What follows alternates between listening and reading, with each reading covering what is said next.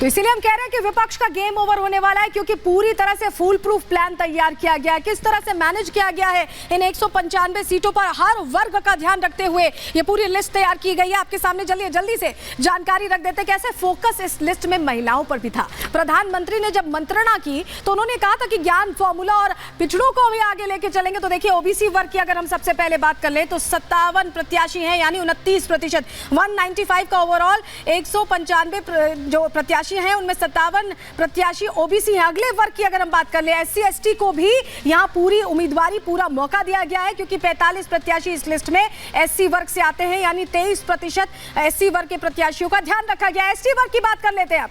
चलिए 18 प्रत्याशी उनकी नुमाइंदगी यहां तय की गई है, 9.2% उन पर फोकस किया गया। और अब बात महिलाओं की आधी आबादी की कर लेते हैं। नारी शक्ति को देखिए, पूरी तरजीह यहां दी गई है, पूरी इंपॉर्टेंस दी गई है, क्योंकि 28 प्रत्याशी रखे गए हैं जो महिला उम्मीदवार हैं।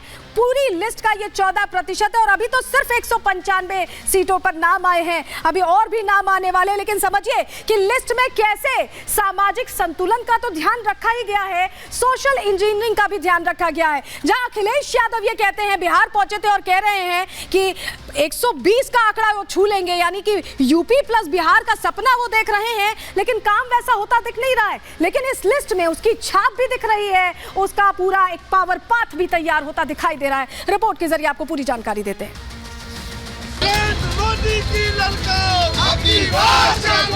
बहुत धन्यवाद करता हूं नरेंद्र मोदी जी को, जिन्होंने मुझे योग्य समझकर ये दायित्व सौंपा। सरप्राइज है कि पार्टी ने इतनी बड़ी जिम्मेवारी मुझ जैसे साधारण कार्यकर्ता को दी है। अब की बार 400 पार, तीसरी बार मोदी सरकार। भी सांसद लोगों को अधिकतर रिपीट किया गया है। उत्तर प्रदेश में तो 80 की 80 सीटों पर नो वैकेंसी का बोर्ड लग गया है। टिकट मिलने के बाद बीजेपी उम्मीदवार लोकसभा चुनाव में जीत का आश्वासन दे रहे हैं। हालांकि जीतेगा कौन और किसके हाथ खाली रह जाएंगे, ये तो चुनाव के नतीजे बताएंगे। मार्च का ये महीना बेहद खास रहने वाला है। इसी महीने चुनाव आयोग किसी भी दिन चुनावों की तारीखों का ऐलान कर सकता है। उससे ठीक पहले बीजेपी ने भी अपने उम्मीदवारों की पहली लिस्ट जारी कर दी है। ये बीजेपी के वो धुरंधर हैं जिन पर केंद्रीय नेतृत्व को अथाह विश्वास है। मोदी कॉन्फिडेंट है कि उनका चला एक भी दांव इन उम्मीदवारों की मेहनत, लगन और काम से खाली नहीं जाएगा। बीजेपी 370 और एनडीए 400 पार का लक्ष्य पूरा कर लेगी और विपक्ष देखता रह जाएगा। हालांकि बीजेपी की पहली लिस्ट में एक बात जो खास है और गौर करने वाली है, वो है उसका संतुलन। उम्मीदवारों की लिस्ट को बेहद सोच समझकर तैयार किया गया है। हर दांव पेच को ध्यान में रखते हुए एक एक उम्मीदवार का चयन किया गया है।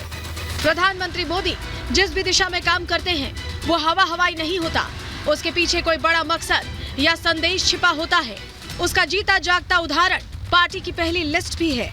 उम्मीदवारों की सूची में परिवर्तन भी है और निरंतरता भी, और इसके साथ सामाजिक न्याय का संदेश भी है। उम्मीदवारों के चयन में जीतने की क्षमता, प्रतिनिधित्व और पार्टी की जरूरतों के हिसाब से चुपचाप काम करने की प्रवृत्ति भी मायने रखती है।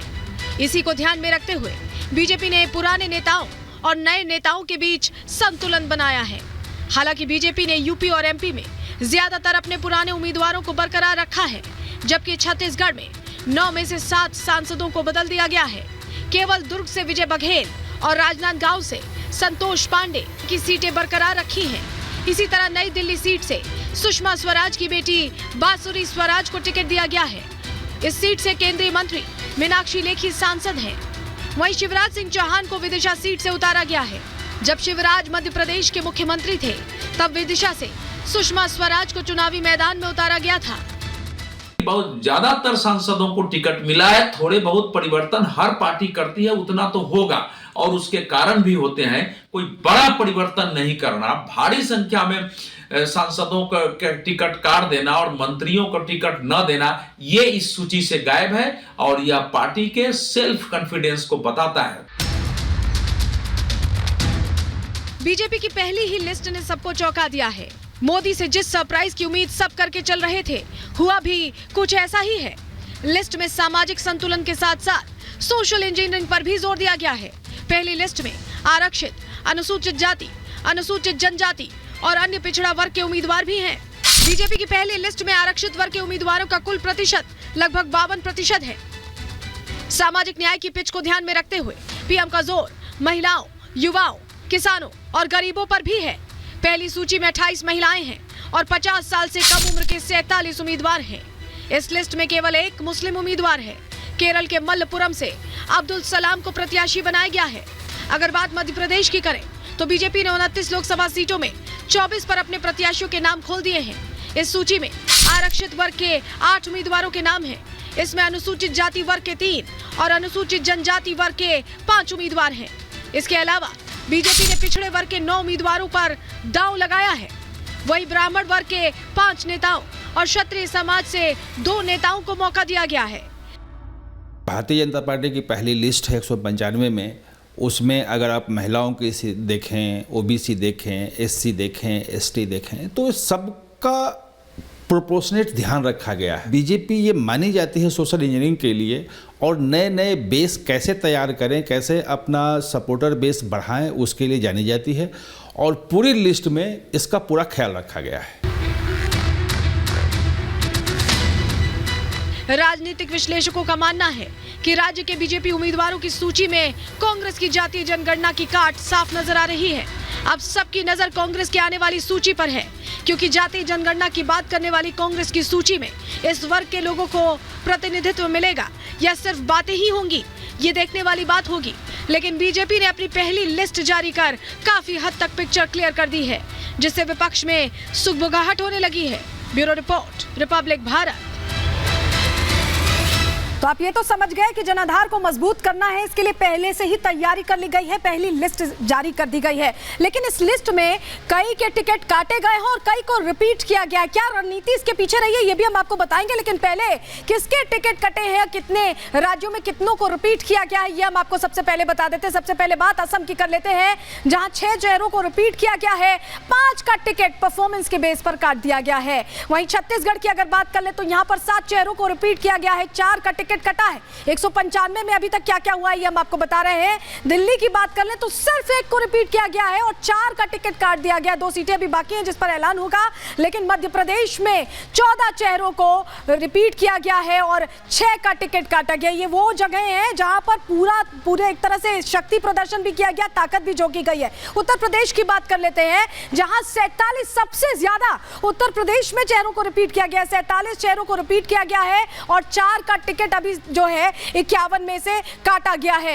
ये राजस्थान के आंकड़े अब आप देख रहे हैं, जहां 8 चेहरों को रिपीट किया गया है, 5 का टिकट काट दिया गया है। तो टारगेट पूरा करने के लिए काटछाट भी पूरी की जा रही है, सोच समझ के आगे बढ़ा जा रहा है। झारखंड की अब बात कर लेते हैं, 7 चेहरों को रिपीट किया गया है, 2 को काट दिया गया है, उनका टिकट कट चुका है। त्रिपुरा की भी बात कर लेते हैं, यहां रिपीट नहीं हुए हैं, एक जो शख्स था उसका टिकट कट गया है। लेकिन बात गुजरात की कर लेते हैं, जहां 10 चेहरे रिपीट हुए हैं और 5 का टिकट काट दिया गया है। ये वो पूरे आंकड़े हैं अलग अलग प्रदेशों के, जहां पर पहले किसे रिपीट करना है और किसे आउट करना है ये तय कर लिया गया। लेकिन आप सोच रहे होंगे कि आखिर ये तय कैसे किया गया होगा कि किसे रिपीट करना है, किसे हटाना है, क्या फॉर्मूला रहा होगा। जरा वो फॉर्मूला चलिए आपको जल्दी से अब हम बताने वाले हैं, क्योंकि आपके लिए ये समझना बहुत जरूरी है कि आखिर क्या पूरा फॉर्मूला सेट करने के लिए वो पैरामीटर्स रखे गए थे। देखिए आप समझिए, जब प्रधानमंत्री ने मंत्रणा की तो मंत्रणा करने के बाद ये जो सीक्रेट फॉर्मूला जो हम आपको दिखा रहे हैं अंदर की खबर में,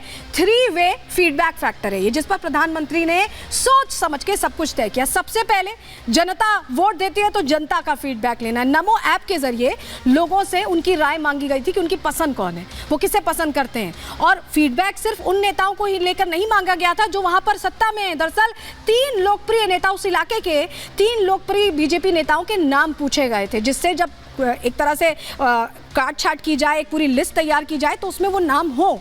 ये था पहला तरीका, 3-वे फैक्टर हम बता रहे हैं आपको। दूसरा तरीका, काम पर फीडबैक लिया गया, क्योंकि जो दल यहाँ पर जिम्मेदारी उठा रहा है वो एक एक चीज़ का ध्यान रखता है। बीजेपी की हम बात कर रहे हैं, बीजेपी एक एक चीज़ का ध्यान रखती है। यहाँ पर 2 साल से जो सांसद थे उन्होंने कितना काम अपने क्षेत्र में किया है, कुछ विकास किया है या नहीं किया है, इस पर भी जानकारी ली गई। इसको लेकर भी प्रधानमंत्री ने विचार विमर्श किया। सिर्फ इस पर ही नहीं, सर्वेक्षण एजेंसी से भी रिपोर्ट मांगी कि इस इलाके में जो सांसद है उसने कितना विकास किया, क्या काम हुआ है, नहीं हुआ है तो उसकी भी जानकारी मिल गई। वहीं तीसरा जो तरीका था फीडबैक लेने का वो था इंटरनल ऑडिट। ये तो अलग अलग जरियों से जनता से मांग लिया फीडबैक और क्या काम हुआ है इसको लेकर जानकारी मांग ली। इंटरनल ऑडिट भी किया क्योंकि अपने आप ये तय करना कि अंदर जो बातचीत चल रही है उसके जरिए जानकारी छानना। राज्य की जो चुनाव समितियां हैं, क्योंकि अलग अलग राज्यों की चुनाव समिति बनाई गई थी, उनसे रिपोर्ट तलब की गई, उनसे रिपोर्ट ली गई है। इसको लेकर मंत्रियों के दौरे से भी मंत्रियों को भेजा गया, दौरा करें, देखें इलाके में क्या काम हुआ है, उसकी रिपोर्ट ली।